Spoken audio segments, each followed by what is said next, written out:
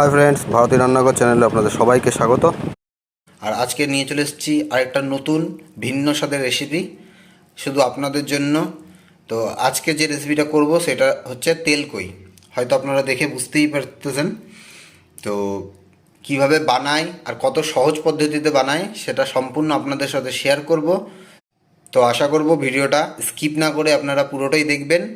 তো চলুন আজকের ভিডিও শুরু করা যাক। তো তেলকই বানানোর জন্য প্রথমে মাছের গায়ে আমরা হলুদ আর লবণ মাখিয়ে নিব।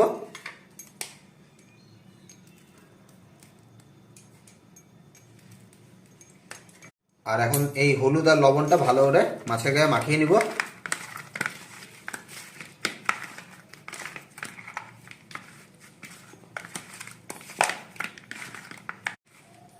মাছের গায়ে ভালো করে আপনার হলুদ আর লবণ মাখানো হয়ে গেছে। এখন এটা 10 মিনিটের জন্য আমি রেখে দেব। এখন একটা স্পেশাল মশলা বানাবো আমি। তার জন্য প্রথমে নিয়ে নিচ্ছি জিরা,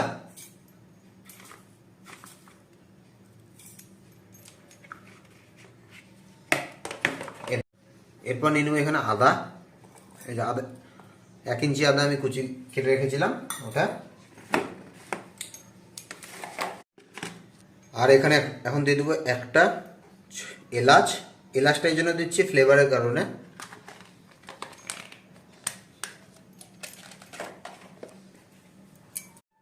আর দিয়ে নেব 4টা শুকনো লঙ্কা আর অল্প জল দিয়ে এখন আমি এটা পেস্ট বানাবো।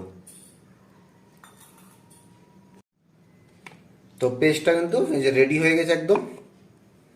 এখন আমরা কড়াইয়ে তেল দিয়ে নেবো মাছগুলো ভাজার জন্য। তো কড়াই আমি তেল দিয়ে নিচ্ছি মাছগুলো ভাজার জন্য।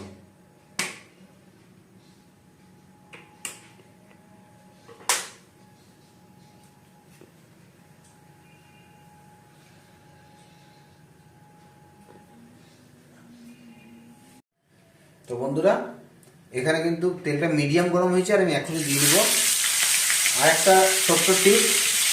এই রান্না করার সময় কিন্তু মাছগুলোকে বেশি ভাজতে লাগবে না, মিডিয়াম ভাজলেই হবে। তা আমি এখানে 500 গ্রাম করে নিয়েছি এই রেসিপিটা করার জন্য। তো মাছগুলোকে ভেজে নিই।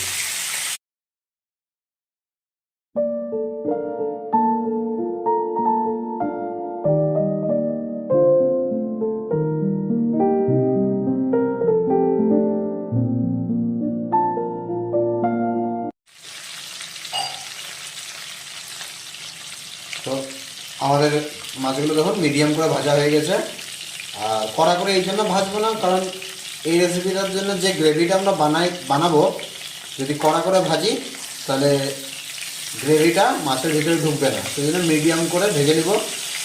অ্যাকচুয়ালি কড়া করে ভাজলে গ্রেভি যদি না ঢুকে তাহলে মাছের টেস্টও ভালো আসবে না। সেই জন্যই আমরা মিডিয়াম করে ভেজে নিচ্ছি। তো মাছ ভাজা হয়ে গেছে, এখন ফোড়নের জন্য কালো জিরা দিয়ে দেবো।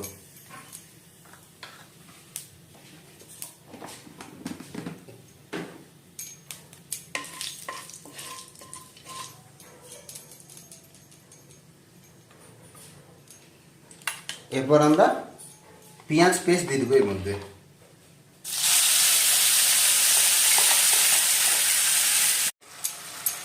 পেঁয়াজগুলো একটু ভালো করে ভাজবেন যাতে পেঁয়াজের কাঁচা গন্ধটা চলে যায়। একটু সময় নিয়ে পেঁয়াজগুলো ভাজবেন। তো বন্ধুরা, পেঁয়াজগুলো কিন্তু ভালো মতো ভাজা হয়ে গেছে দেখুন। আর এখন এর মধ্যে আমি দিয়ে দেবো 4টা চিড়ে রাখা লঙ্কা।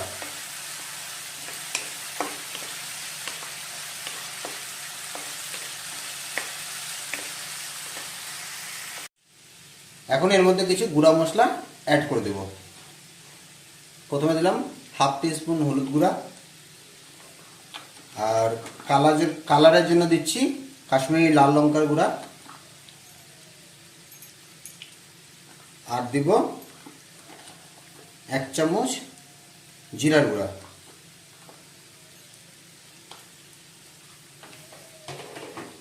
এখন মশলাগুলো ভালো মতো কষিয়ে নেব।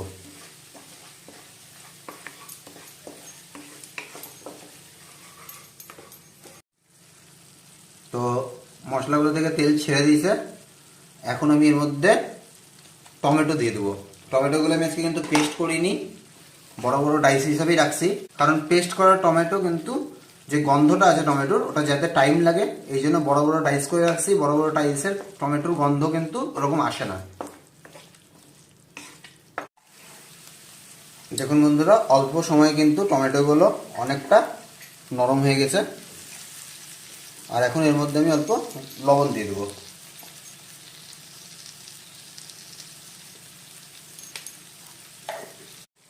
এখন আমরা আগে থেকে যে মশলাটা বানিয়ে রেখেছিলাম সেটা দিয়ে দেবো।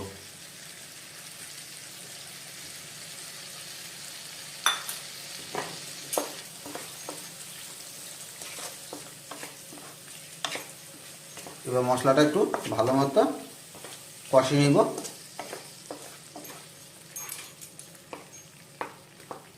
আর বন্ধুরা সত্যি এটা দেখুন খুব ভালো একটা কালার এসছে। এবার তো মশলাগুলো ভালো মতো কষে গেছে, এখন আমি জল অ্যাড করে দেবো।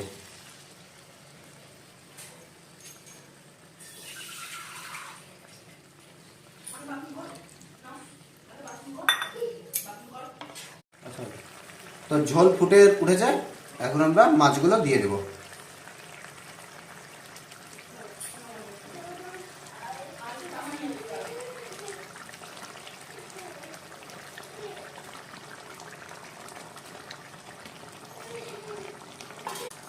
এখন 4-5 মিনিটের জন্য আমরা এটা ঢেকে দেবো।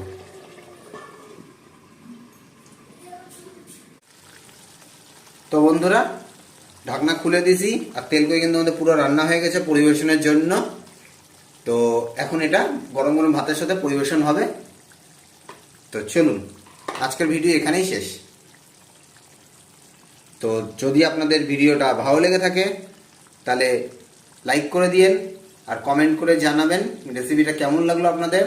আর যদি কোনো নতুন বন্ধু চ্যানেলে এসে থাকে তো প্লিজ সাবস্ক্রাইব করে দিয়েন, কারণ আমাদের নতুন চ্যানেল, আপনাদের সহযোগিতা আমাদের কিন্তু একান্ত কাম্য।